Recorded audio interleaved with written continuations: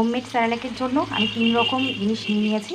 তো এখানে আছে চালটা একটু বেশি পরিমাণে নিয়েছি, মানে ওই 250 গ্রাম মতন। আর এখানে তো মুসুরির ডাল, আর এখানে হচ্ছে মটরের ডাল। তো এই তিনটাকে ভালো করে ধুয়ে নেব। আর এই দুটো একটু কম কম নিয়েছি, মানে ডাল দুটো একটুখানি কম নিয়েছি, চালটা একটু বেশি নিয়েছি। তিনটেকে আগে ভালো করে ধুয়ে নিতে হবে।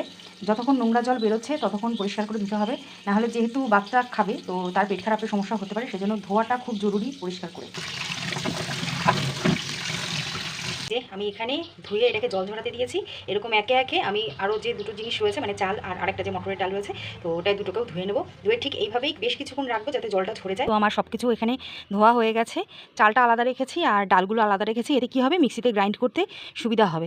তো এগুলোকে আমি একটুখানি রোদে দিয়ে নেবো, কারণ মেক শিওর যে এগুলো যেন ভালো করে শুকায়। না যদি শুকায় তাহলে কিন্তু ফাঙ্গাস হয়ে যাওয়ার একটা চান্স থাকে।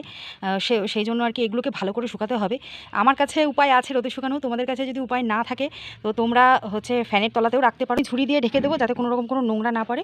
তো দেখো, ছাদের থেকে এনে এটাকে আমি কড়াইতে দিয়ে দিয়েছি, হালকা একটুখানি ড্রাই রোস্ট করে নেব। তাহলে যেটুকু আর কি জলভাব এটার মধ্যে আছে সেটা চলে যাবে, আর অনেক দিন খাবারটা আর কি ভালো থাকবে। গ্যাসটা একদম এই যে সিম করে দিয়েছি। সিম করে তারপরে বারবার নাড়িয়ে চাড়িয়ে করতে হবে, নাহলে পুড়ে যাবে। এরকম 1 থেকে 2 মিনিট করে নেব। ডালটাকে করে নিয়েছি আগে, তারপরে চালটা করব।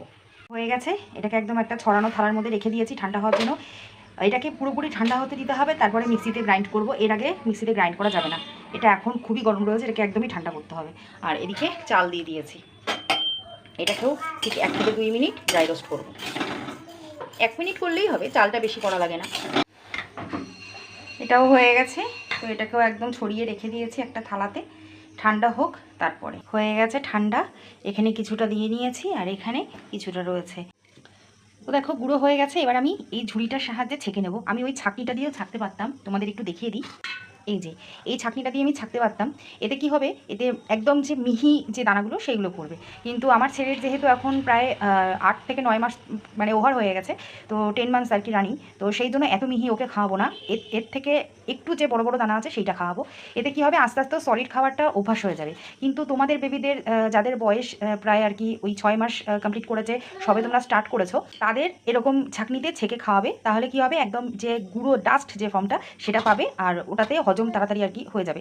ছোটো বাচ্চাদের কথা বলছি, যারা সবে সলিড ফুড শুরু করেছে। কিন্তু আমার ছেলের তো আরেকটু মানে সলিড না খাওয়ালে এখন হবে না আর কি, একটু বড় হয়েছে।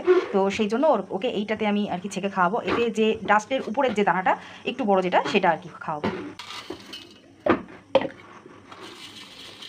দেখো একদম যে বড় বড় দানাগুলো ছিল তো সেগুলো রয়ে গেছে, আর এখানে ছোটোর থেকে যে একটু বড় সাইজের দানাগুলো আছে সেগুলো পড়ে গেছে। ছোটো দানাও আছে আর এবং তার সাথে বড়ও আছে। আর এগুলোকে আমি রেখে দেবো, এগুলো ফেলবো না, এগুলো রেখে দেবো। খাওয়ার জিনিস কোনোটাই নষ্ট করা উচিত না। এগুলোকে আমি এই কৌটোটার মধ্যে আর কি স্টোর করে রাখবো। কখনো কোনো কিছুর বড়া টড়া খেলে এই চাল ডাল আর কি ভিজিয়ে রেখে একসাথে পেস্ট করে বড়া করে খেলেও ভালো লাগে। তো দেখো হয়ে গেছে, এবারে এগুলোকে ভালো করে মিক্স করে নেব, এর মধ্যে ভরে নেব। এটা একটা এয়ারটাইট কৌটা। এয়ারটাইট কৌটা বলতে আমার ছেলে যে দুধ খায় সেই দুধের কৌটা, এগুলো এয়ারটাইট কৌটা, তো এই জন্য এর মধ্যে রাখি। তোমাদের যদি না থাকে এরকম কোনো কৌটা, তো একটা মার্কেটের থেকে কিনে নিলেই হয়ে যাবে। যে কোনো কৌটাতেই রাখা যায়, তবে কি হলো, এয়ারটাইট কৌটাতে রাখলে নষ্ট হওয়ার চান্সটা কম। এই চামচ রেখে দিলাম, এই চামচের মাপে ওকে আমি খাওয়াই। তবে তোমাদের এই যে জিনিসগুলো দেখাচ্ছি, এই জিনিসগুলো কিন্তু আমি রোজ ওকে দিই না, মানে এটা আমি ওকে রোজ দিই না। এর বদলে কোনো দিন দিই হচ্ছে ভাত, হ্যাঁ ভাত দিই, ডাল দিই। তো এটা রাত্রেবেলার বেসিক্যালি খাবার আর কি। রাত্রেবেলার মানে শক্ত খাবারটা একটু কম দেওয়ার চেষ্টা করি, এটাই দিই ম্যাক্সিমাম টাইম, এটাই দিই। আর অন্যান্য দিন ভাতটাতেও ঘুরিয়ে ফিরিয়ে সব রকম দিই আর কি। তো এইবার চলো এটা কি করে রান্না করে খাওয়াই সেটাও তোমাদের দেখাবো।